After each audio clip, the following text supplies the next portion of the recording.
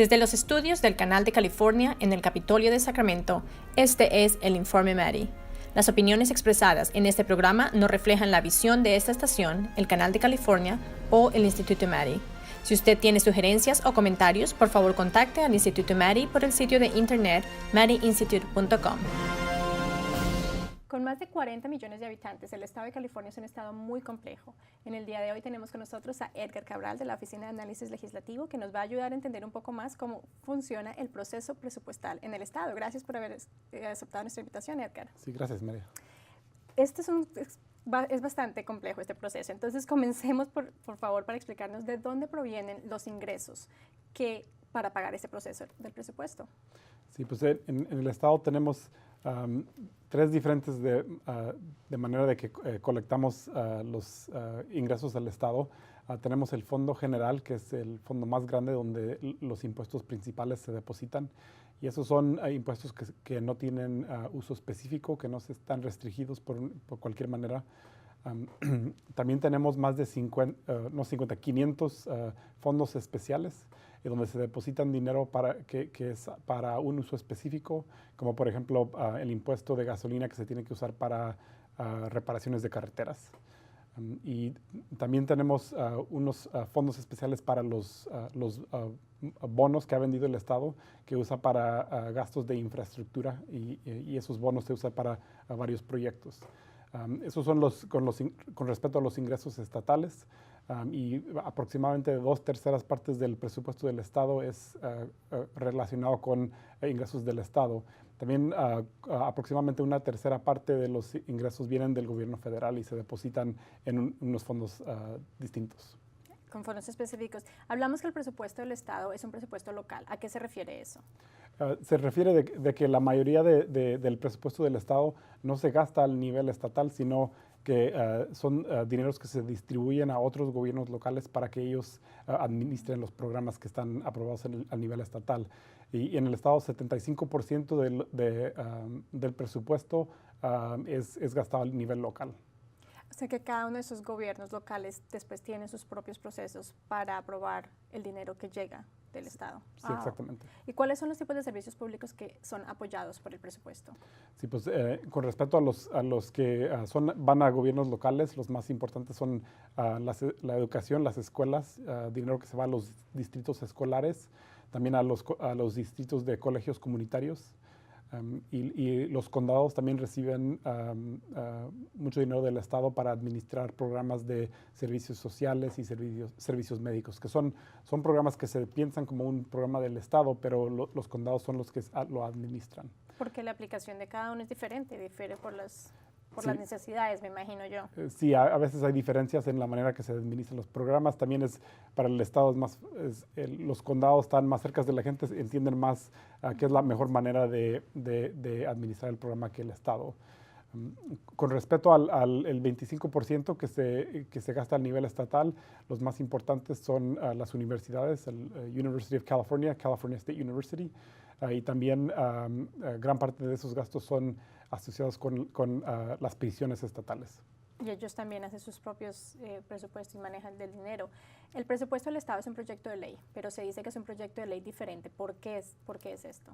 Es diferente porque es un proceso distinto que trabaja de una manera muy diferente que todos los otros proyectos de ley que pasan por la legislatura.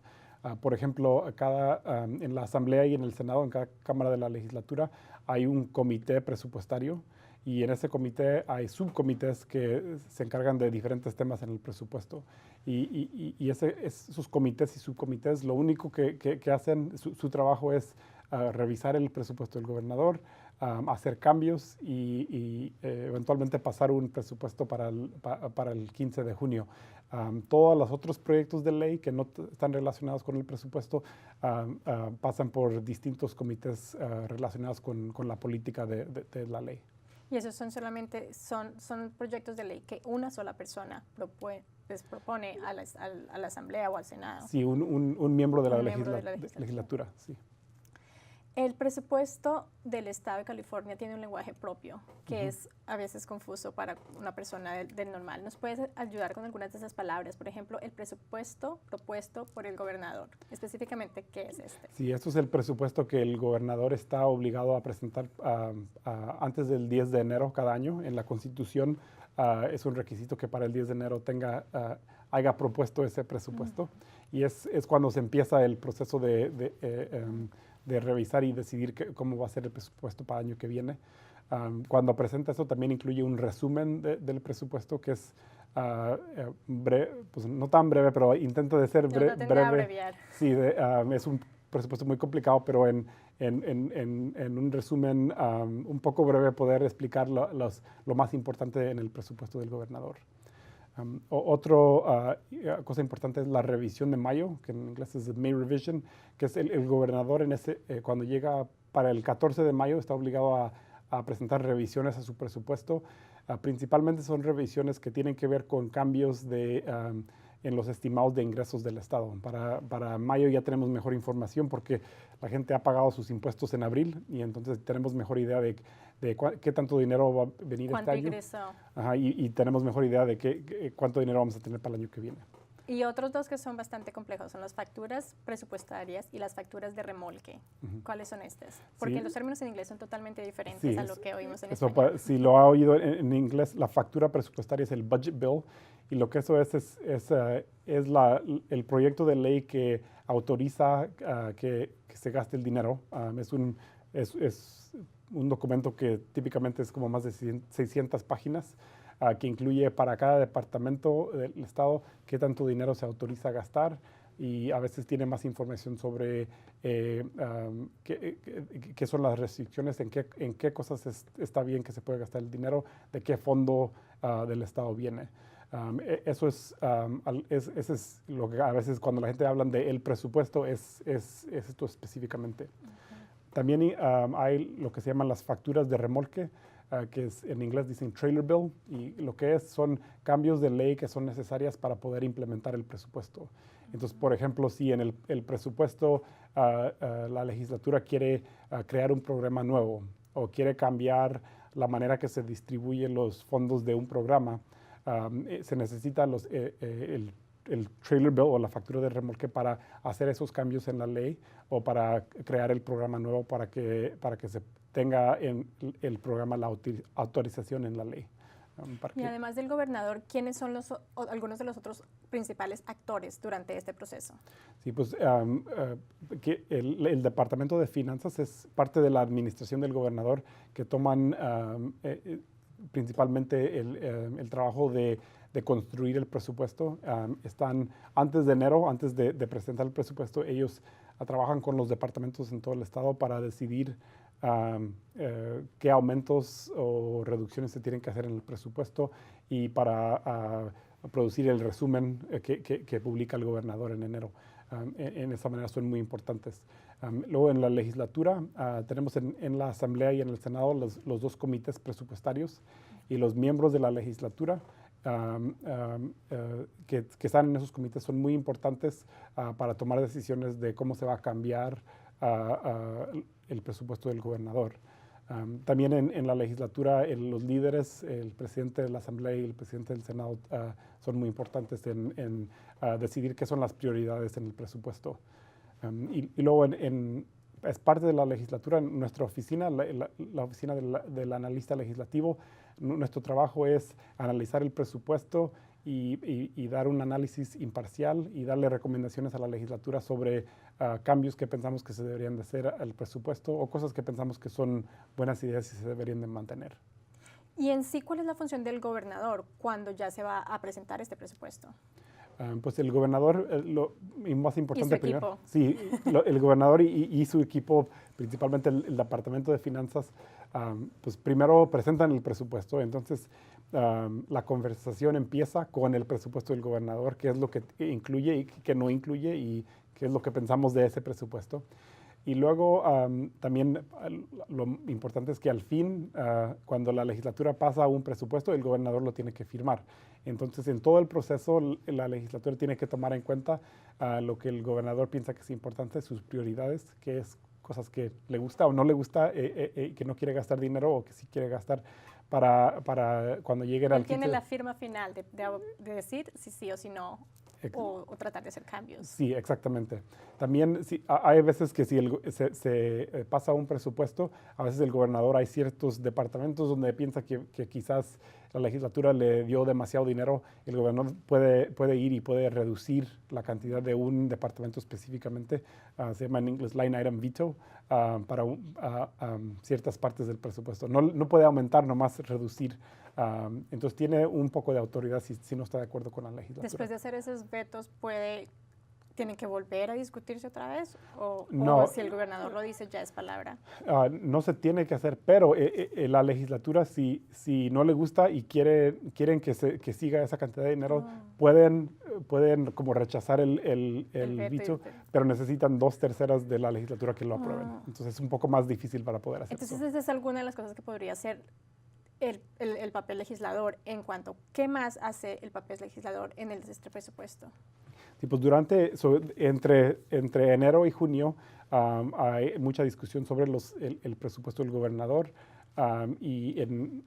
principalmente entre marzo y mayo los comités están discutiendo todos los elementos del presupuesto del gobernador, están hablando y discutiendo y tomando en cuenta información del público, qué es lo que el público piensa, qué es lo que diferentes gobiernos locales que están afectados. Sí, porque ellos son los que oyen directamente a los constituyentes, la legislatura en sí. Exactamente, entonces ellos quieren oír de sus constituyentes, por ejemplo, los distritos escolares en su área, de los condados en su área, qué es lo que ellos piensan de lo que está proponiendo el gobernador. Y están tratando de tomar eso en cuenta para poder hacer cambios o modificaciones para poder tener un presupuesto final en junio. Bueno, entonces hemos hablado un poco de cómo funciona la revisión de mayo y después aprobar en junio, pero en general, ¿cuál es el cronograma de este proceso del presupuesto desde cuando se hace la remisión en enero hasta cuando se aprueba a mediados de julio? ¿Cuál es ese cronograma? En enero se presenta el presupuesto y nuestra oficina entre enero, febrero, marzo publicamos varios reportes que son análisis del presupuesto. Luego de marzo, abril, mayo es cuando la legislatura está discutiendo los presupuestos en los comités presupuestarios. En mayo el 14 de mayo es la revisión de mayo y luego el presupuesto final se tiene que pasar al gobernador el 15 de junio. Entonces es de veras del 14 de mayo al 15 de junio es cuando mucho del trabajo se hace, porque es cuando tenemos mejor información de los ingresos. Y entonces en ese tiempo es donde mucho trabajo se toma para tener un presupuesto aprobado. Y luego para el 1 de julio es cuando empieza el año fiscal nuevo, donde debe de aplicar este presupuesto. Debe estar ya aprobado, porque el 1 de julio ya viene con lo que sea que se haya establecido. Perfecto, muchísimas gracias, Edgar. Estamos hablando con Edgar Cabral de la Oficina de Análisis Legislativo sobre el proceso del presupuesto del gobernador. Este es el Informe Mari y ya regresamos. Continuamos discutiendo con Edgar Cabral de la Oficina de Análisis Legislativo cómo es el proceso del presupuesto estatal. En el pasado, un proyecto de ley de presupuesto también necesitaba la mayoría de 2/3 partes, pero en el 2010 los votantes autorizaron la iniciativa 25 o la Prop 25, que permitió que las letras presupuestarias se pasaran simplemente por la mayoría aprobada. ¿Qué pasa si los aumentos de los impuestos son parte del paquete de presupuesto en ese sentido? Pues es diferente si incluye un aumento de los impuestos. Sigue se necesita 2/3 de la legislatura para aprobarlo. Y ahora cualquier cambio de impuestos, con que le afecte a alguien, le suba el impuesto a una persona, a un individuo, se necesita 2/3 parte de los aumentos. Entonces, los últimos años, desde que se pasó, ninguno de los presupuestos han tenido aumentos en impuestos, entonces no se ha necesitado 2/3 partes, se ha podido aprobar con la mayoría, pero si en el futuro se quieren hacer aumentos en el presupuesto, se van a necesitar 2/3 partes. Ok, se tiene que aprobar. Y hay otra iniciativa que pasó, que fue la Proposición 54. En el 2016 pasó y se necesita al menos 72 horas antes de que la legislatura apruebe algo. ¿Cómo afecta esta regla al proceso presupuestario en este momento? Pues todavía no sabemos exactamente cómo se va a afectar porque se acaba de aprobar esta iniciativa, pero lo que sí sabes es que se va a tener que ser un poco más despacio el proceso al fin. Antes lo que podía pasar es que, por ejemplo, un comité puede hacer un cambio al presupuesto y el siguiente día la Asamblea y el Senado votan por esos cambios.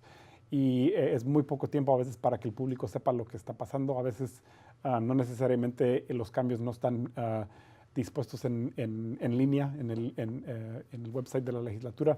Entonces, con este cambio, lo que va a pasar es que cada vez que se haga un cambio, se va a tener que esperar tres días para poder revisarlo, para que toda la gente, el público, puedan ver lo que está pasando. Entonces, posiblemente quiere decir que los cambios van a tener que ser un poco más temprano para que de todos modos tengamos un presupuesto el 15 de junio. No se va a poder hacer los cambios tan rápidamente como antes. Tienen que empezar a prever cuántos días de pronto van a tener que tener antes y tenerlo para la fecha dispuesta. Exactamente. La propuesta 25 también sanciona si el presupuesto llega tarde. Sí. Que entonces, depende de lo que sucede, si algo pasa, ¿cuáles son esas sanciones? Sí, pues en el 25 se espera que el presupuesto se apruebe para que la legislatura le pase un presupuesto al gobernador para el 15 de junio. Si están tardes, para cada día que están tardes, no reciben su salario. Entonces, por ejemplo, si no le pasan un presupuesto hasta el 20 de junio, son 5 días que no reciben su salario. Entonces, eso le ha puesto presión a la legislatura. Antes lo que pasaba es que si no había un presupuesto, no recibían su salario, pero lo recibían tarde. Ahora nomás no lo reciben, nunca lo reciben, van a perder ese dinero. Entonces, la intención de los votantes es que eso posiblemente pusiera presión. Entonces, el cambio era, la legislatura ahora nomás necesita la mayoría para poder aprobar el presupuesto, pero ahora la consecuencia por tener un presupuesto tarde es más grande para la legislatura. Es una iniciativa definitivamente para que lo traten de tener mucho antes del 15 incluso, del 15 de junio.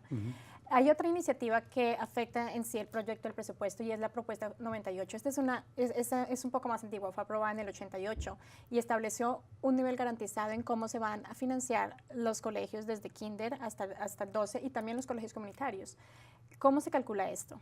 Sí, es un grupo de fórmulas que es un poco complicado, pero el mejor resumen que nos puedas dar para el show. En general, las escuelas reciben más dinero cuando el Estado tiene más ingresos y cuando hay más estudiantes inscribidos en las escuelas. Entonces, es una garantía mínima, pero también esa garantía puede subir y bajar cuando la economía está mejor o está empeorando. Entonces, es algo que tiene mucho efecto porque tiene uno siempre, antes de saber lo que se puede gastar en todo el resto del presupuesto, se tiene que saber lo que es la garantía mínima para las escuelas y los colegios comunitarios. ¿Y puede cambiarse o modificarse si hay necesidad? Una vez ya establecen, ya tienen una idea. No se puede cambiar, se cambia cuando hay cambios en los ingresos, pero no se pueden hacer cambios al cómo trabajan las fórmulas. Pero lo que sí se puede hacer es, se puede suspender el fórmula por un año, pero se necesita el voto de 2/3 de la legislatura. Y luego lo que pasa es si se suspende y se da una cantidad más bajo, en el futuro la legislatura tiene que aumentar los fondos para las escuelas y los colegios comunitarios a una tasa más alta para poder reponer lo que se perdió. Y hay otra iniciativa que afecta directamente de cómo se calcula eso, es la propuesta 2 de los días lluviosos, rainy days, que fue aprobada por los votantes en el 2014. ¿Cómo afecta esa propuesta en general este proceso? Este son otro grupo de fórmulas que están ahora que son ley, y esto afecta la cantidad de dinero que el Estado tiene que depositar en su reserva para rainy day cada año. Entonces, lo que el fórmula dice es que cada año 1.5% de todos los ingresos al Fondo General se tienen que depositar. Y luego también en años cuando hay muchas ingresos de ganancias capitales, también una cantidad de eso se tiene que depositar. Y el dinero por los primeros, son 25 años, la mitad de lo que se deposita se puede usar para pagar deudas. Pero ese dinero se debe de quedar, la idea es que ese dinero esté guardado para cuando lleguemos a una recesión económica. En serio, haya una necesidad. Sí, el Estado esté más preparado para evitar recortes y problemas económicos en ese tiempo. Mi siguiente pregunta, no sé hasta cierto punto la Oficina de Análisis Legislativo sepa que va a pasar, porque fue una iniciativa aprobada en el 2016, la Proposición 55, que es un impuesto adicional a los californianos que tengan mayores ingresos. ¿Cómo afecta esto al proceso presupuestario en este momento con este nuevo presupuesto? Sí, pues este presupuesto lo que hace es extiende un aumento de impuestos que empezó en el 2012 por otra propuesta, la propuesta 30, aumentó la tasa de impuestos personales para los individuos que ganaban más de $250,000 o para las familias que ganaban más de $500,000. Pero ese aumento nomás era por 7 años y se acaba en el 2018. La propuesta 55 extiende esa tasa más alta hasta el 2030. Entonces, eso quiere decir que van a haber ingresos más altos para el Estado, que típicamente quiere decir que el presupuesto es más fácil para decidir qué hacer con el presupuesto, pero también tiene unas reglas más adicionales. Los ingresos de la propuesta 55 se tienen que usar primero para las escuelas y para pagar por los programas que ya existen en la actualidad. Y si todavía sobra dinero, la mitad de ese dinero se tiene que dar para el programa de Medical. Sí, entonces ayuda un poco a que el dinero allá esté en los riesgos nerviosos y en las otras cosas, los ahorros que estamos tratando de hacer. Hay otra cosa especial también que se llama el mandato estatal. ¿Cómo afecta el mandato estatal el proceso presupuestario? Sí, un mandato estatal es algo que se hizo parte de otra propuesta, la propuesta 4 en 1979 hizo este proceso. Lo que es los gobiernos locales estaban frustrados porque el Estado pasaba leyes que le causaban a los gobiernos locales tener que gastar más dinero. Pues los gobiernos tienen que hacer estas cosas. Entonces pasaron esta propuesta que dice que si el Estado pasa una ley que le causa a un gobierno local gastar más dinero, el Estado les tiene que pagar por este mandato estatal.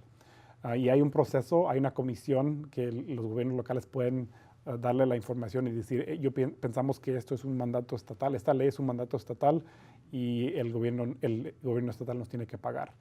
El Estado entonces tiene que decidir dar dinero para pagar por el mandato. ¿Como un reembolso o darles más? Sí, o suspender el mandato o eliminarlo y luego los gobiernos locales no están obligados a tomar la acción que se pensaba en la ley. La idea es de que el Estado tenga que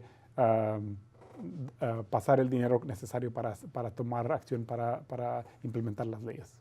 Básicamente, si ellos autorizan algo para el local, asegurar que el gobierno local tenga cómo llevarlo a cabo. Y hay otro término que se llama el límite de apropiación del Estado, o SAL, por sus siglas en inglés. ¿Qué es eso específicamente? Sí, es otra fórmula, hay muchas fórmulas en el presupuesto del Estado. Es finanzas, hay fórmulas. Sí, es una fórmula que hay un límite, también es la misma propuesta que hizo los mandatos estatales, hizo estos límites. Cada año se calcula este límite del máximo que puede gastar el Estado.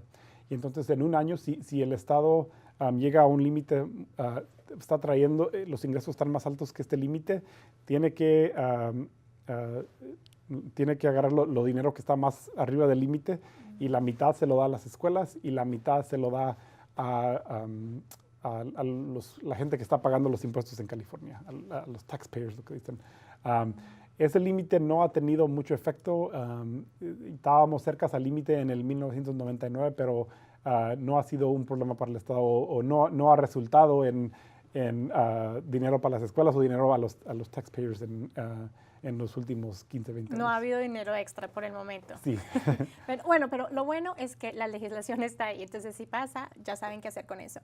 La otra legislación que pasó en la iniciativa fue la propuesta 58, es también un poco antigua, en el 2004 fue aprobada y permitió al gobernador declarar una emergencia fiscal. Básicamente es que si ya después pasa el presupuesto, si a mediados del año sucede algo, él puede hacer. ¿Cómo funciona esa propuesta en general? Sí, lo que le da la autoridad al gobernador es decir, estamos en una emergencia fiscal y si él declara que es una emergencia fiscal, se hace lo que se llama una sesión especial, special session, y la legislatura tiene que venir y tiene que aprobar un proyecto de ley para tratar de arreglar el problema. No tienen que hacer exactamente lo que quiere el gobernador, pueden tomar diferentes acciones, pero la idea es que el gobernador tiene una manera para forzar a la legislatura que tome acción para poder arreglar el problema, porque el gobernador no tiene la autoridad, ya que se aprobó un presupuesto en el medio del año, él no tiene la autoridad de reducir lo que está gastando el Estado. Necesita que la legislatura entre y ayude con eso. Sería otro inicio de un nuevo proceso. ¿Alguna vez lo hemos usado desde el 2004? Se usó en 2009 durante la recesión económica. El Estado entró aprobó un presupuesto en los fines del 2008 y luego en febrero de 2009 vino y hizo cambios.